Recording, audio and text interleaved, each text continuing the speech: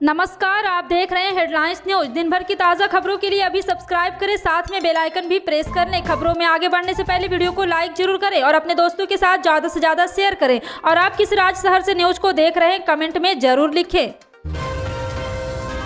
Amul brand के तहत बिकने वाले ताजा दूध 1 मार्च से देश भर में 2 रुपये प्रति लीटर महंगा हो जाएगा। अमूल ब्रांड का संचालन करने वाले गुजरात सहकारी दुग्ध विपणन महासंघ ने सोमवार को एक बयान में इसकी घोषणा की। उसने कहा है कि बिजली, पैकेजिंग, लॉजिस्टिक और पशु चारे की लागत बढ़ने से कीमत बढ़ाने का यह फैसला लिया गया है। महासंघ ने कहा है कि दूध के दाम में की गई 2 रुपये प्रति लीटर की वृद्धि का मतलब अधिकतम खुदरा मूल्य में 4% वृद्धि से, जो औसत खाद्य मुद्रास्फीति से काफी कम है। उन्होंने कहा है कि पिछले 2 वर्षों में अमूल ब्रांड के ताजा दूध के दाम में सालाना आधार पर 4% की ही बढ़ोतरी हुई है।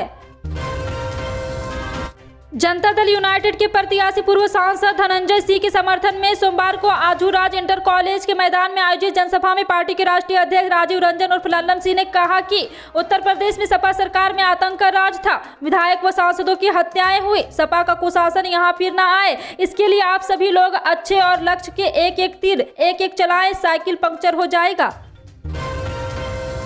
रूसी आक्रमण के बाद युद्धग्रस्त यूक्रेन में फंसे हजारों भारतीय विद्यार्थियों के लिए स्वदेश वापसी की राह जाहिर तौर पर आसान नहीं है और ऐसे युवाओं के बड़े जत्थे को रोमानिया की सरहद पर कड़ाके की सर्दी में खुले आसमान के नीचे 2 दिन का बिना किसी आश्रय को रहना पड़ा। इनमें से एक विद्यार्थी के परिजन ने सोमवार को यह जानकारी दी। जल्द से जल्द वतन वापसी की जद्दोजहद में लगे इंदौर विभोर शर्मा यूक्रेन के टर्नोपिल राष्ट्रीय चिकित्सा विश्वविद्यालय में MBBS की पढ़ाई कर रहे हैं। विभोर की मां कामिनी शर्मा ने इंदौर में PTI भाषा को बताया, मेरा बेटा रोमानिया की सरहद तक पहुंचने के लिए टर्नोपिल से किसी तरह बस में सवार हुआ, लेकिन अब यह सरहद थोड़ी दूर थी, तब से किसी दिक्कत के चलते बस से उतरना पड़ा। समाजवादी पार्टी के अध्यक्ष और उत्तर प्रदेश के पूर्व मुख्यमंत्री अखिलेश यादव ने सोमवार को भारतीय जनता पार्टी पर लोगों को धोखा देने का आरोप लगाते हुए कहा कि पहले ही चरण के मतदान से समाजवादी पार्टी के पक्ष में हवा चली है और सपा की सरकार बन रही है। सपा प्रमुख अखिलेश यादव ने सोमवार को अम्बेडकर नगर जिले के जलालपुर विधानसभा क्षेत्र में आयोजित जनसभा को संबोधित करते हुए दावा किया कि अम्बेडकर नगर जिले के 5 विधानसभा सीट सपा को मिलने जा रही है और आजमगढ़ जिले को भी सभी सीटें सपा की जीतेगी। उन्होंने कहा है कि जनता पहले से तैयार है, ऐसे जोश और उत्साह पहले कभी नहीं देखने को मिला। पश्चिम में चुनाव होने के बाद अब यहां के योद्धा पूरब की सियासत में पसीना बहा रहे हैं। पार्टियों ने उनकी ड्यूटी वहां के प्रत्याशियों के पक्ष में जनसंपर्क करते हुए वोटों की अपील करने में लगाई है। इतना ही नहीं, चुनाव प्रचार के फोटो भी इंटरनेट मीडिया पर वायरल किए जा रहे हैं। हर बार की तरह इस बार भी विधानसभा चुनाव की शुरुआत पश्चिम से हुई। 10 व 14 फरवरी को पहला दूसरा चरण के चुनाव संपन्न हुआ था। इसके बाद 4-5 दिन प्रत्याशियों ने थकान उतारी। इसके बाद पार्टियों ने उनकी ड्यूटी पूरब क्षेत्र में हो रहे अगले चरणों के चुनाव में लगा दी।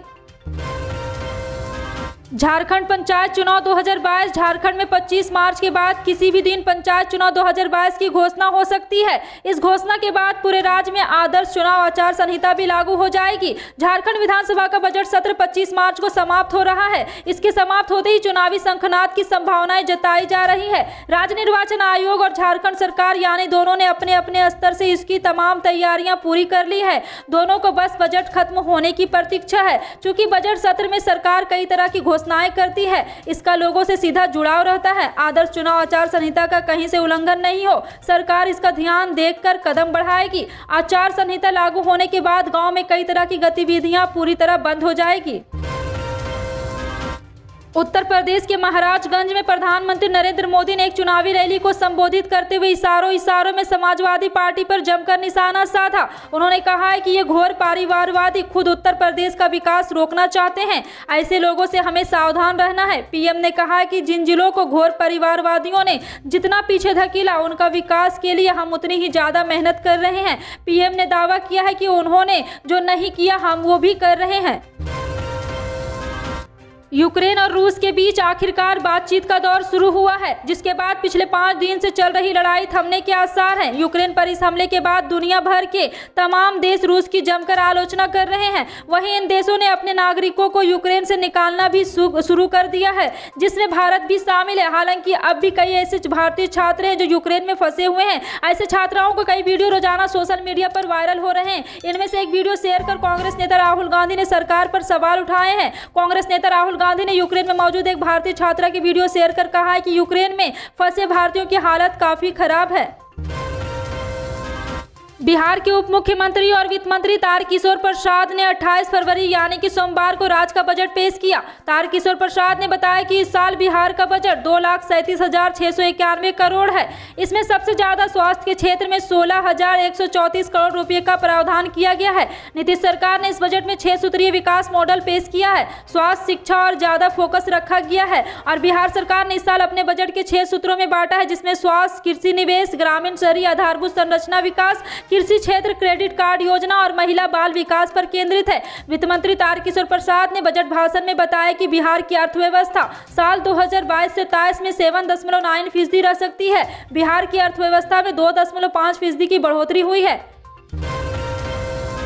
भारत में कोरोना वायरस के ओमिक्रॉन वेरिएंट के कारण आई महामारी की तीसरी लहर अब लगभग थम चुकी है और प्रतिदिन सामने आने वाले नए मामलों की संख्या भी 10,000 से नीचे आ गई है। ऐसे में जनजीवन पटरी पर लौट आया है। इस बीच अब भारतीय प्रौद्योगिकी संस्थान कानपुर के शोधकर्ताओं ने कहा है कि देश में महामारी की चौथी लहर जून के अंत तक आ सकती है और अगस्त में चरम पर पहुंचने की संभावना है। रूस और यूक्रेन के बीच छिड़ी जंग से पूरी दुनिया के देश परेशान है। भारत समेत ज्यादातर देश यूक्रेन से अपने नागरिकों की सुरक्षित वापसी में लगे हुए हैं। इस बीच यूक्रेन संकट पर लगातार दूसरे दिन प्रधानमंत्री नरेंद्र मोदी ने एक हाई लेवल मीटिंग बुलाई। इस बैठक में विदेश मंत्रालय के टॉप अधिकारी मौजूद रह सकते हैं। इससे पहले भी रविवार को पीएम मोदी ने उच्च स्तरीय बैठक कर हालात का जायजा लिया था। अगर आपको भी बैंक का कोई जरूरी काम है तो जल्द से जल्द निपटा लीजिए, क्योंकि आगामी महीना यानी मार्च शुरू होने जा रहा है। रिजर्व बैंक ऑफ इंडिया ने मार्च 2022 के लिए बैंकों की छुट्टियां की लिस्ट जारी कर दी है। इसलिए बैंक जाने के पहले बैंकों की छुट्टियों की लिस्ट जरूर देख लें ताकि आपका कोई जरूरी काम ना अटके। आरबीआई की तरफ से जारी की गई इस लिस्ट के अनुसार मार्च 2022 में कुल 13 दिन बैंक बंद रहेंगे। मार्च महीने में 4 छुट्टी रविवार की, इसके अलावा इनमें कई छुट्टियां लगातार भी पड़ने वाली है। लेकिन कई छुट्टियां ऐसी भी है जो देश में एक साथ नहीं पड़ेगी। इसका मतलब ये हुआ कि पूरे देश में एक साथ 13 दिन बैंक बंद नहीं रहेंगे। सड़क परिवहन एवं राजमार्ग मंत्रालय ने हिट एंड रन दुर्घटना को पीड़ितों के लिए मुआवजे को 12,500 रुपये से बढ़ाकर 50,000 रुपये कर दिया गया है। इसके अलावा सड़क दुर्घटनाएं मौत होने पर मुआवजे को 25,000 रुपये से बढ़ाकर 2 लाख रुपये करने का फैसला किया है। यह नियम 1 अप्रैल 2022 से प्रभावी होते हुए भारत में सभी सड़कों और राजमार्गों पर लागू हो जाएगा। इसके अलावा हिट एंड रन एक्सीडेंट पीड़ितों का मुआवजा प्रदान करने के लिए मोटर व्हील दुर्घटना कोष भी बनाया जाएगा। इसकी जानकारी मंत्रालय की तरफ से दी गई है।